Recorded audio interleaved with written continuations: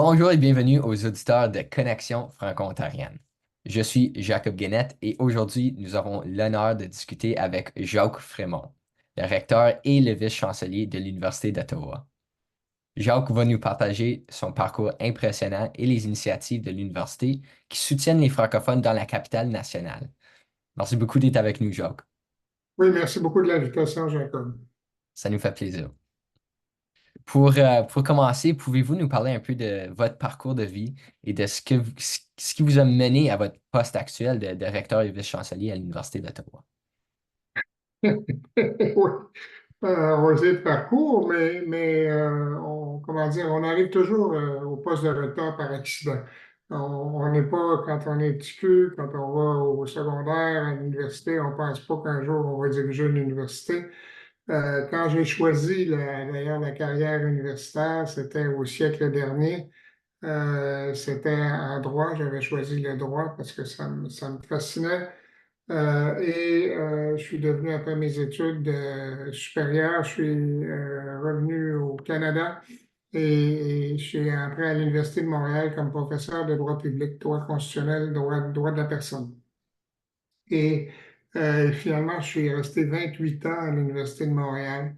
Par accident, je suis devenu vice-doyen, doyen, vice-recteur à l'Université de Montréal aussi.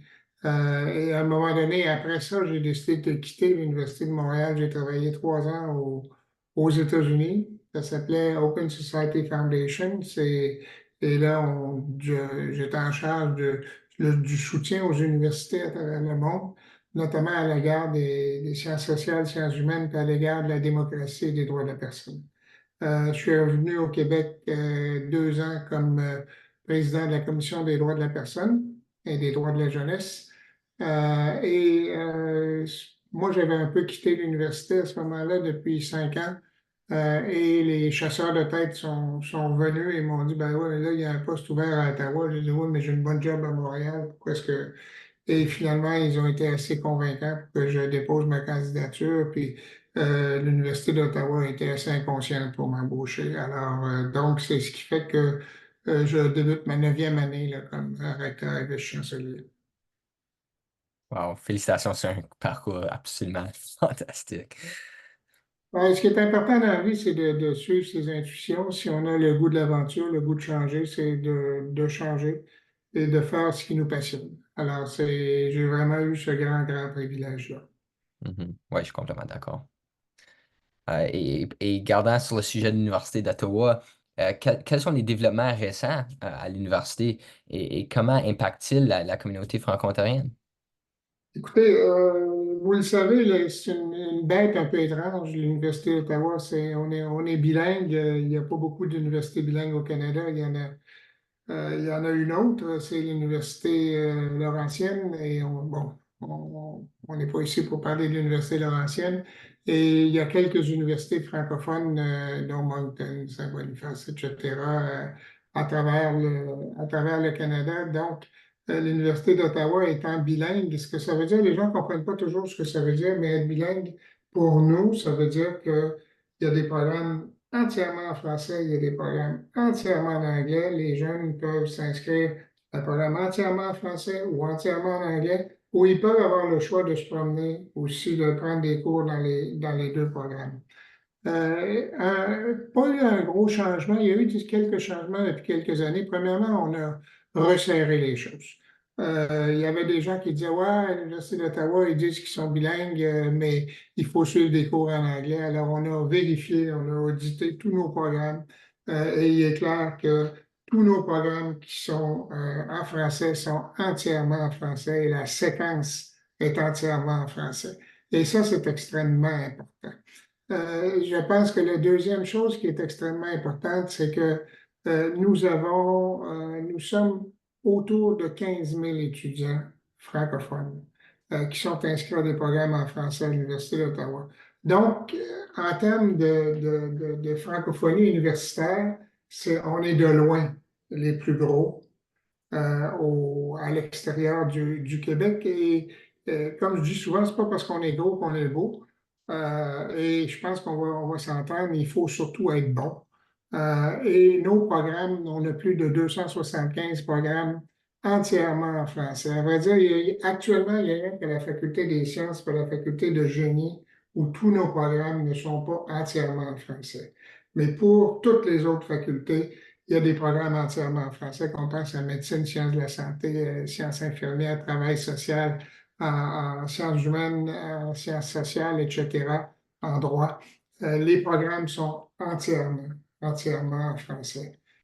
Parmi les nouveautés, nous avons ajouté un nouveau programme l'année dernière, qui est un programme en sciences pharmaceutiques pour former des pharmaciens de première ligne en français pour œuvrer partout au Canada. Parce qu'un des impacts, on a beaucoup de nos programmes qui sont des programmes professionnels et les professionnels se retrouvent partout en Ontario et partout au Canada.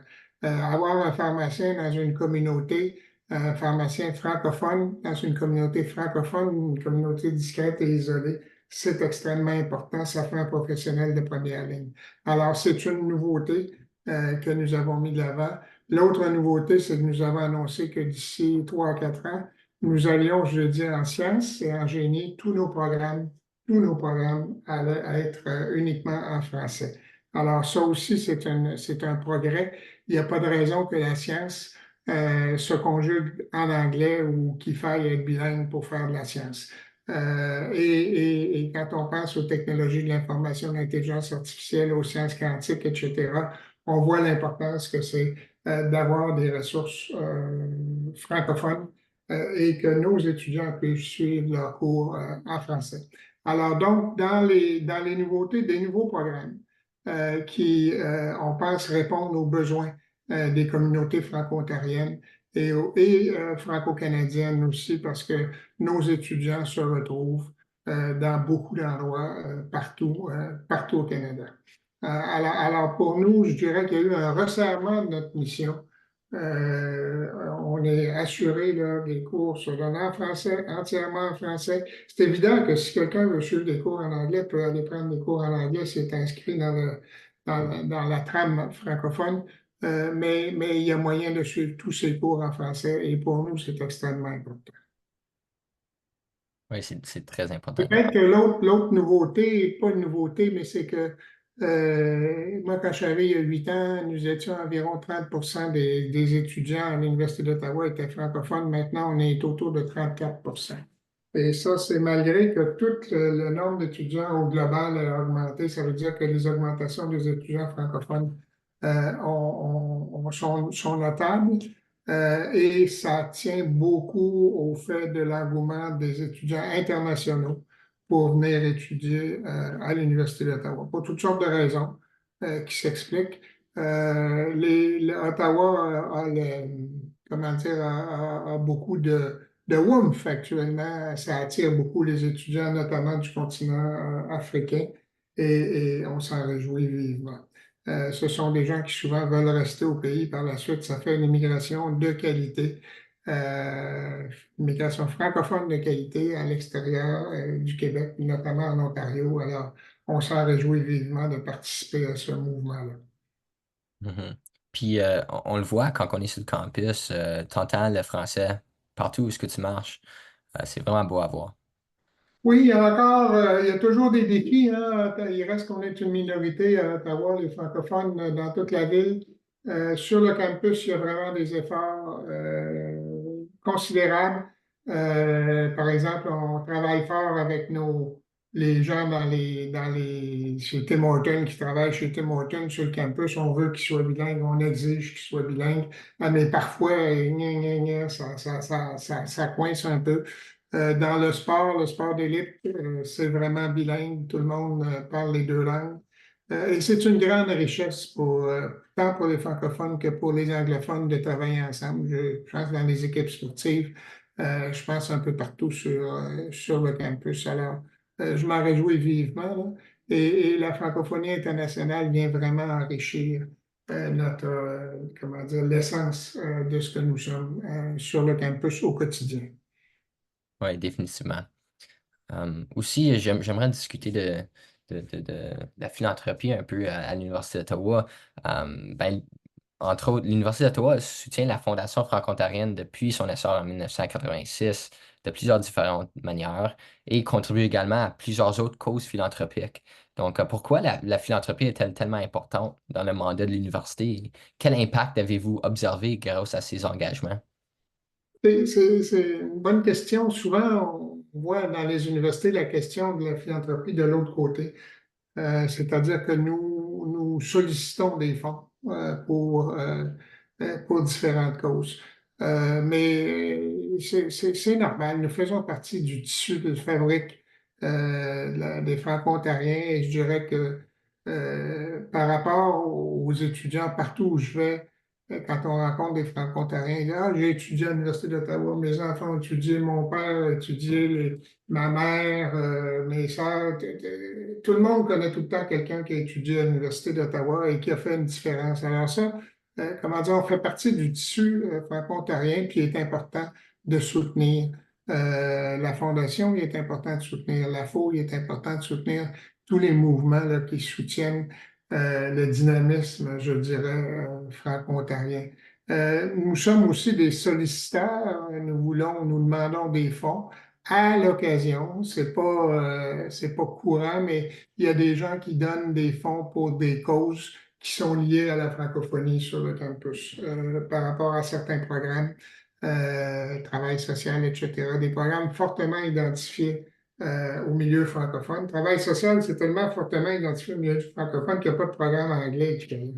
Alors, il y a un programme en français, il n'y a pas de programme anglais. Et donc, pour nous, c'est extrêmement important là, de tout ce qu'on va pouvoir ramasser pour soutenir les étudiants francophones, pour soutenir les programmes francophones.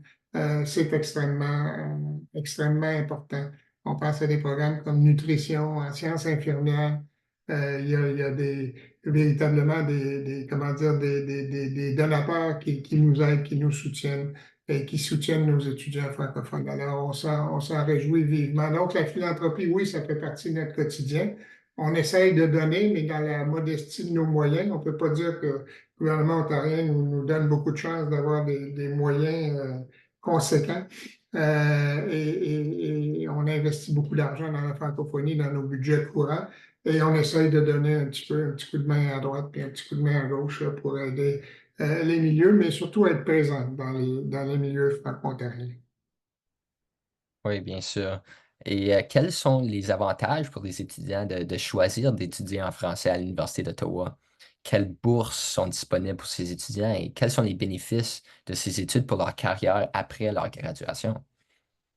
Écoutez, c'est intéressant comme question, parce qu'on le sait, les étudiants franco-ontariens il y a toujours le choix de choisir d'étudier en français ou de dire, ben, je vais aller dans le réseau anglophone. Pour ce qui est de la communauté, je pense que la preuve est faite. Les étudiants qui vont dans le milieu anglophone ne reviennent pas dans le milieu francophone, rarement, malheureusement. Et pour tout ce qui est les professionnels, tout ce qui est les besoins des communautés en termes de soutien, que ce soit les psychologues, les travailleurs sociaux, les médecins, les infirmières, les nutritionnistes, etc., les avocats, les avocates, etc., si les gens étudient en anglais, malheureusement, c'est rarissime qu'ils reviennent dans leur communauté pour pratiquer en français. Alors, donc, collectivement, il y a un intérêt à ce que nos jeunes puissent étudier en français, et notamment pour les filières professionnelles. Euh, vous serez surpris, les statistiques le démontrent amplement. Un étudiant universitaire diplômé qui travaille dans son domaine fait 8 à 12% de plus de salaire par année s'il est bilingue. Alors, les statistiques sont absolument claires là-dessus. Alors, je dirais même pour des questions de dire est-ce que, bon, OK, je vais aller aider ma communauté, mais il y a une autre raison aussi, je vais aller m'aider moi-même. Je vais être plus hot sur le marché. C'est véritablement une question de marché. Et vous le savez, le français à l'international est une langue importante. Tout est internationalisé. Le moindrement que les gens vont en business, que les gens vont dans toutes sortes de secteurs, parler français, être capable de fonctionner dans les deux langues, c'est un plus, puis ça rapporte des dollars en espèces sonnantes et trébuchantes. Alors, il y a véritablement, je pense, un avantage et je pense que les jeunes, leurs parents devraient réfléchir, leur dire, moi, je vais y aller du côté francophone, on va s'aider nous. Personnellement, on va aider la communauté, puis on va être capable d'aller encore plus haut. Le nombre de gens qui sont gradués de l'Université d'Ottawa puis qui travaillent aussi à travers le monde, c'est spectaculaire. Et je vais vous dire, le fait qu'ils souvent ils soient bilingues, ils viennent de la bonne maîtrise du français, éduqués en français avec des bonnes connaissances de l'anglais, c'est spectaculaire là, comme aide à l'emploi. Dans la région d'Ottawa, nous, nos étudiants, 6 mois après avoir diplômé, OK, 92% de nos étudiants travaillent dans leur domaine d'expertise. Wow.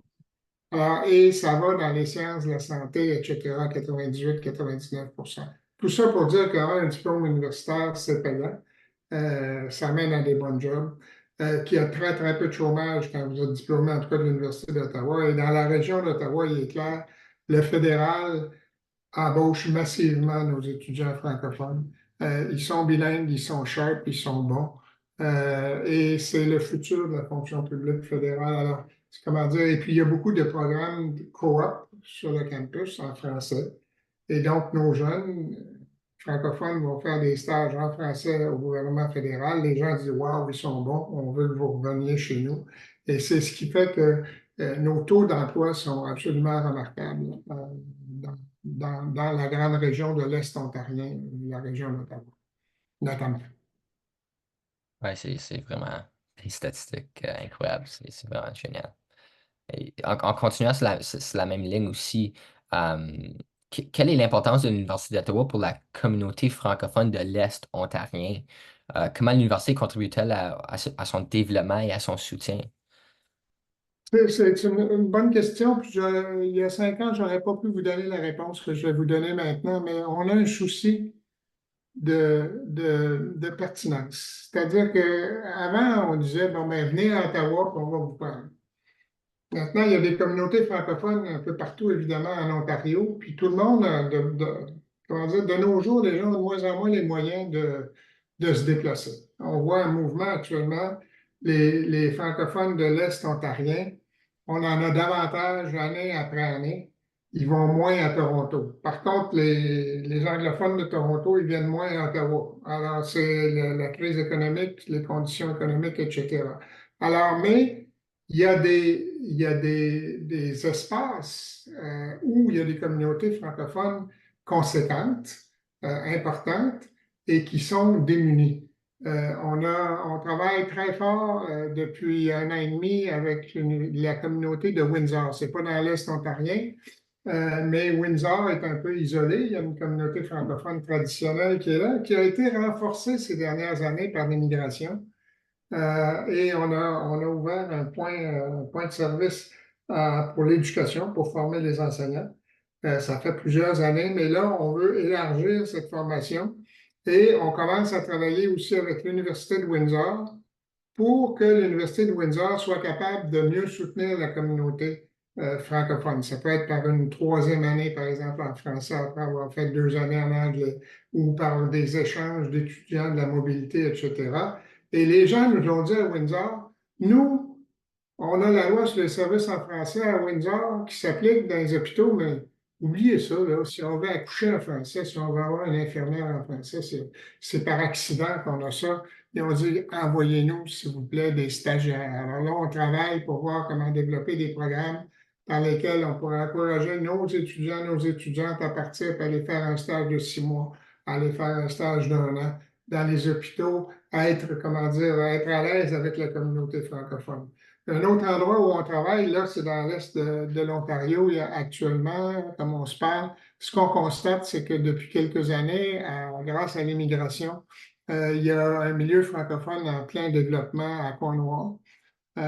Et il y a des besoins de formation très clairs universitaires notamment pour permettre à ces gens-là d'avoir accès à des meilleurs jobs dans la région de Cornwall.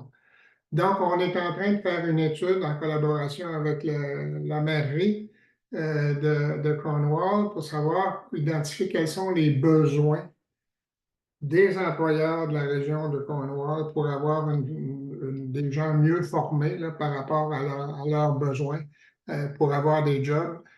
Ça devrait venir à maturité au cours de l'automne, cette étude, et là, il va falloir qu'on voit.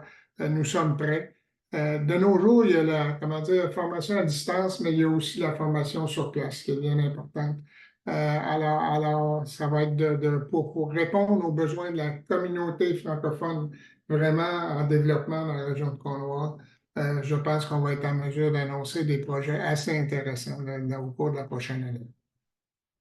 C'est Alors, super. ça vous donne un exemple un peu de comment on aborde les choses. On essaye désormais, on n'est plus pris sur notre campus. Notre base, c'est notre campus. Mais on travaille beaucoup et on travaille avec les milieux. C'est pas à nous à dire aux milieux ce qu'ils ont besoin, c'est à nous à recevoir les besoins des milieux, à voir comment on peut y répondre. Ah, c'est super. C'est vraiment excellent. Et juste pour conclure notre conversation, Jacques, avez-vous un dernier message à partager avec nos auditeurs, les francophones des quatre coins de la province? Écoutez, il y a tellement à faire en enseignement supérieur, il y a tellement à faire. L'enseignement, on a beau dire, supérieur, c'est la clé pour le développement personnel des gens, mais le développement économique aussi des régions, des communautés. Les communautés francophones ne l'ont pas eu facile en Ontario depuis plusieurs générations. Et avec la globalisation, avec les médias, etc., on est à un point tournant, c'est-à-dire qu'on peut l'échapper complètement puis devenir folklorique, où on peut se relever les manches et travailler tous ensemble. Je pense que le message qui vient de l'Université d'Ottawa, c'est celui qui est partagé par nos collègues des autres établissements collégiaux et universitaires. Ça va être la solidarité, ça va être de travailler ensemble, ça va être, c'est pas des luttes de territoire, ça va être véritablement de développer le plus possible l'offre de services, une offre dynamique qui fait que nos jeunes francophones n'iront pas vers le milieu anglophone, mais ils vont rester résolument et de façon convaincue dans le milieu francophone. C'est à nous à faire la preuve de ça. Je pense qu'on a quelques années pour en faire la preuve, mais le temps presse. Et on sait ce qui s'est passé dans les universités ontariennes depuis une dizaine d'années. La situation n'est pas toujours facile, puis le gouvernement ne prend pas toujours ses responsabilités. Mais avant tout, le moteur là, du bien-être et du développement de la communauté francophone ontarienne, ça réside dans les établissements franco-ontariens. Et je pense que là-dessus, il y a un grand consensus. On travaille tous ensemble, on travaille avec la FO, on essaie de travailler avec le gouvernement. Et on devrait y arriver. Je pense qu'il va y avoir des développements intéressants là, au cours des prochaines années. Mais ça va être payant pour tout le monde, cette histoire-là. Jacques, ça fut un véritable plaisir d'écouter votre histoire et vos projets pour l'Université d'Ottawa. Merci beaucoup d'avoir pris le temps, de nous rejoindre aujourd'hui. Merci beaucoup d'avoir pris le temps de nous rencontrer, Jacob, et bonne continuation. Merci. Pour nos auditeurs, si vous aimez ce podcast, n'oubliez pas de laisser un like et de le partager avec vos amis. Merci d'avoir été à l'écoute et à très bientôt sur Connexion Franco-Ontarienne.